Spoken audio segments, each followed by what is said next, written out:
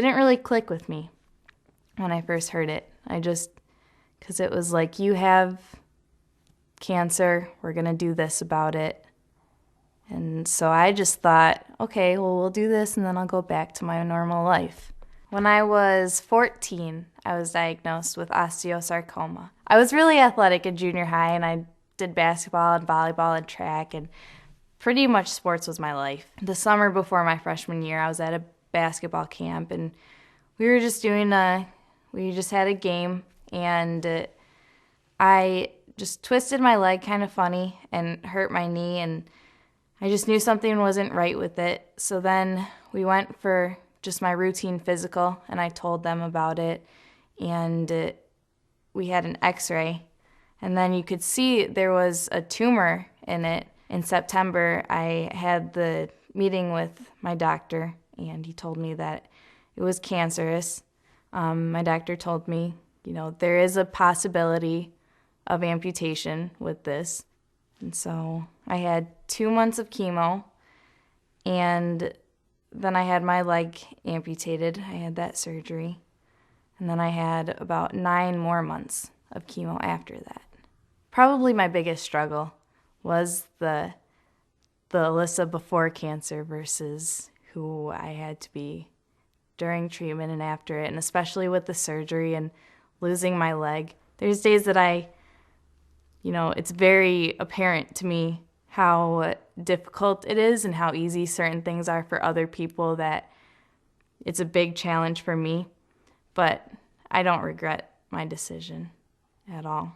I think a big part of dealing with a big change like that, is letting people know that it's okay to address it, and that I was comfortable with talking about it. And now I let my friends in.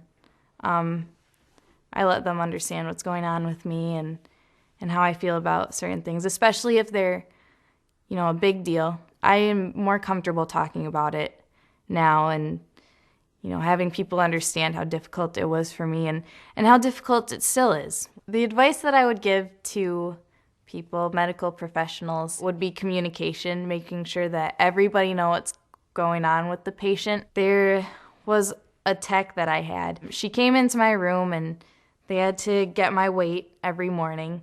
So she brings a scale in and tells me, all right, let's hop on the scale. And, so then I get out of bed and I literally hop on the scale. And I thought it was a joke. I thought she was, just being funny. And I thought it was funny, but she wasn't, and she didn't know what had happened. And she just felt terrible about it. So I think that is probably the biggest thing, is just make sure everybody knows what's going on and be on the same page with the person. If they don't want to talk about it, then respect that and don't talk about it with them. And if they do, then feel comfortable with that. It's very humbling to me to know that I'm doing so well, and that there's so many people that, don't make it. There's a reason for this. There's a reason that I'm doing this, that I'm going through this hard time. And now when I think about it, I'm glad that I had to go through that. I wouldn't be who I am today, and I wouldn't know what I wanted to do with my life like I do today. And I met so many people and so many incredible people, and I had so many opportunities throughout this experience that I would never have had if I didn't go through it. And I just think that, I